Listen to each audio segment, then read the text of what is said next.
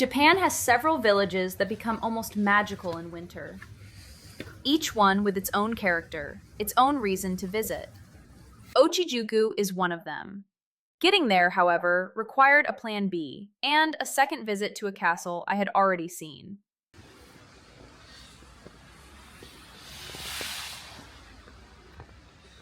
One thing nobody mentions about winter travel in rural Japan is that local public transport can and will shut down when the snow gets heavy enough.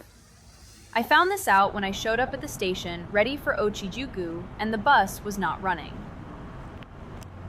So I went back to Surugajo Castle, which I had already visited the day before. It was just as good the second time, which says something either about the castle or about my decision-making under pressure. Possibly both.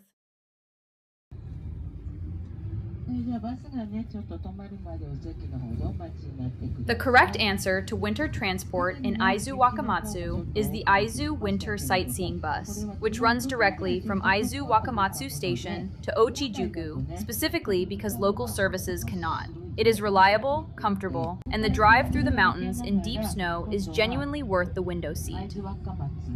Confirm the schedule at the station tourist information office the evening before. Do not assume anything is running until you have checked. I am telling you this from experience. When I finally made it onto that bus, mountains outside the window completely white, the road winding deeper into the countryside, it felt worth every extra day of waiting, including the unplanned castle visit. Ouchijuku is a former post town along the old Aizu Nishi-Kaido trade route. Several hundred years ago, this was a rest stop for merchants and travelers on the road between Aizu and Edo. The main street looks more or less exactly as it did then, a single row of traditional buildings with thick thatched roofs designed to carry the enormous snowfall this region gets every winter. In January, those roofs are buried under deep, rounded snow. Smoke from the chimneys. The street quiet.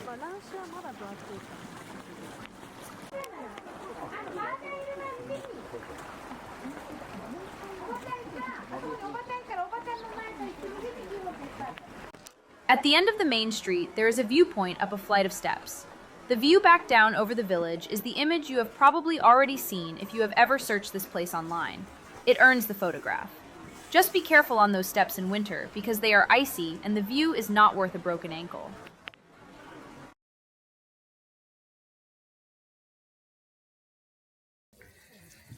Most of the buildings are restaurants and cafes serving negi soba, buckwheat noodles eaten with a whole leek as your spoon. Not a chopstick, not a spoon. A leek. You scoop the noodles with an actual leek. I ordered it, I ate it with the leek, it was delicious, and I thought about it for the rest of the day. Some foods are there to be photographed. Some are there to be eaten. Negi soba is somehow both.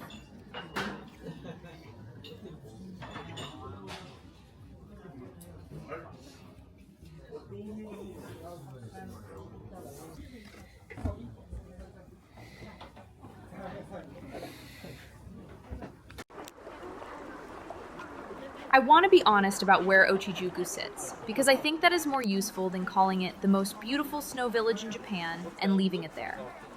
Walking through the village, I kept thinking of Shirakawa-go, the UNESCO World Heritage Site in Gifu, with its massive Gashozukuri farmhouses. I had not been yet at this point in my trip. It was already on my list, and I was already curious how they would compare.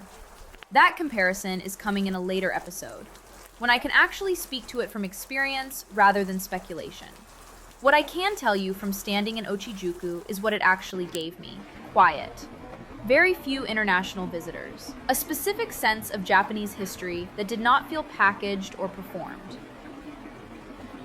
And for photography, the compositions here are exceptionally clean. Soft, flat, winter light. Thatched rooftops against white snow. Strong, simple frames everywhere you look.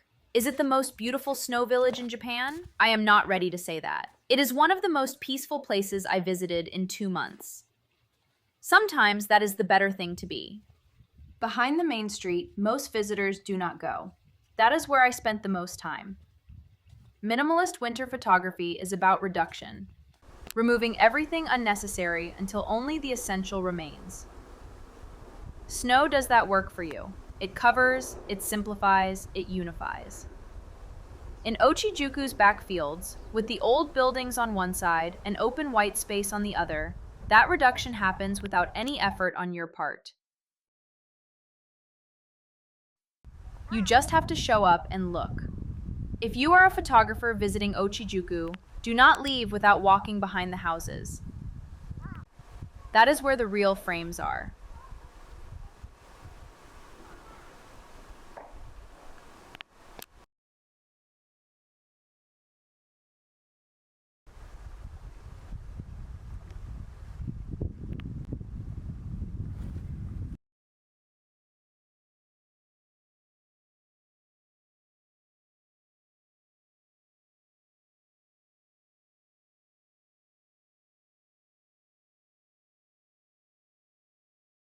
That evening, I went to the local supermarket, which is one of my favorite things to do in any Japanese city. Japanese supermarkets are genuinely excellent. Aisle after aisle of regional sweets, local teas, things you will never find in a convenience store. Every city has its own versions of familiar products, and walking those aisles slowly is its own kind of cultural education. I could spend an hour in there easily. I usually do. Dinner was fresh sushi from the counter. Inexpensive, beautifully presented, delicious. Not every meal needs to be a restaurant. Sometimes the supermarket is the whole point.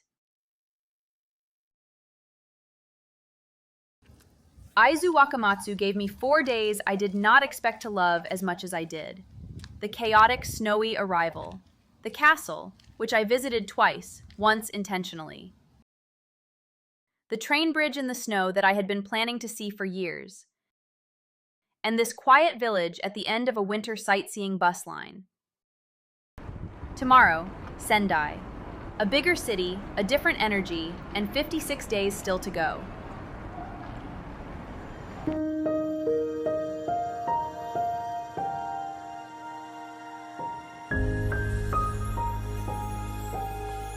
Subscribe so you do not miss it. I will see you there.